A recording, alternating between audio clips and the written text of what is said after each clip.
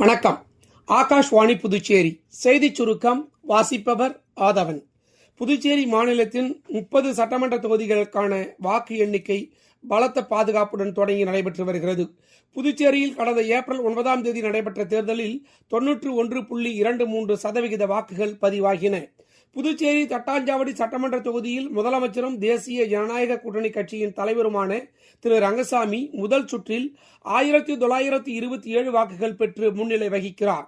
தட்டாஞ்சாவடி தொகுதியில் நேயம் மக்கள் கழகத்தின் வேட்பாளர் திரு விநாயகம் 2ஆம் இடத்திலும், சுயேட்சை வேட்பாளர் திரு சேது 3ஆம் இடத்திலும், முன்னாள் முதலமைச்சரும் புதுச்சேரி காங்கிரஸ் கட்சியின் தலைவருமான திரு வைத்தியலிங்கம் 4ஆம் இடத்திலும் உள்ளனர். முத்தியால்பேட்டை தொகுதி என்ஆர் காங்கிரஸ் கட்சி வேட்பாளர் திரு வையாபுரி மணிகண்டன் முன்னிலையில் உள்ளார்.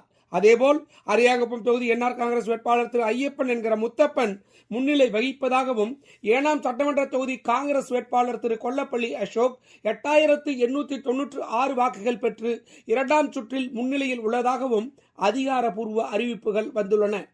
மாகையில் சுயேட்சை வேட்பாளர் திரு அசோக்குமார் 428 வாக்குகள் பெற்று முன்னிலையில் வகிப்பதாகவும், இதேபோல் காரைக்கால் நெடுங்காடு தொகுதி சுயேட்சை வேட்பாளர் டாக்டர் விக்னேஷ் முதல் சுற்றில் 1102 வாக்குகள் பெற்று முன்னிலை வகிப்பதாகவும் தெரிய வருகிறது.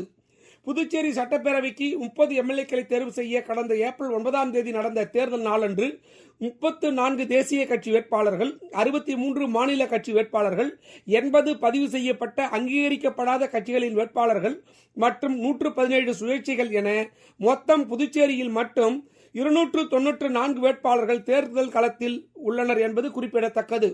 காரைக்கால் பிராந்தியத்தின் 5 தொகுதிகளுக்கான ஓட்டுகள் அண்ணா கல்லூரியிலும், மாகே பிராந்திய ஓட்டுகள் ஜவஹர்லால் நேரு அரசு உயர்நிலைப்பள்ளியிலும், ஏனாம் பிராந்திய ஓட்டுகள் SRK அரசு கல்லூரியில் பாதுகாப்புடன் வைக்கப்பட்ட பின்னர் தொடர்ந்து வாக்கு எண்ணிக்கை நடைபெற்று வருகிறது. முதலில் இன்று காலை 8 மணிக்கு தபால் ஓட்டுகளின் எண்ணிக்கை தொடங்கியது. தொடர்ந்து காலை 8:30 மணிக்கு மின்னணு ஓட்டுப்பதிவு இயந்திரங்களில் பதிவான ஓட்டுகள் எண்ணிக்கையும் ஆரம்பமானது. எந்த கூட்டணி ஆட்சி அமைக்கும், யார் எதிர்க்கட்சியாக அமர்வர், புதிய முகங்கள் எத்தனை பேர் சட்டசபைக்கு செல்வர் என்ற அனைத்து கேள்விகளுக்கும் இன்று பதில் கிடைக்கும் என்று எதிர்பார்க்கப்படுகிறது. புதுச்சேரி கம்மன் கழகத்தின் 59வது ஆண்டு கம்மன் விழா வரும் வெள்ளிக்கிழமை மே மாதம் 8ஆம் தேதி அன்று புதுச்சேரி கம்மன் கலையரங்கில் தொடங்குகிறது. தேசிய மனித உரிமைகள் ஆணையத்தின் தலைவரும் உச்சநீதிமன்ற மேனாள் நீதிபதியுமான நீதியரசர் சுப்பிரமணியன் தலைமை வகிக்கிறார்.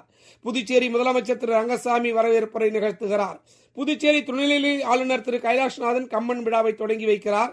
தொடர்ந்து 3 நாட்கள் நடைபெறும் இவ்விழாவில் இலக்கிய பேச்சாளர்கள் திரு சுக்கி சிவம், திரு பாரதி கிருஷ்ணகுமார், திரு கம்பபாரதி, இலங்கை திரு ஜெயராஜ் தலைமையில் வழக்காடு மன்றம், பேராசிரியர் மு ராமச்சந்திரன் தலைமையில் பட்டிமன்றம் நடைபெறுகிறது.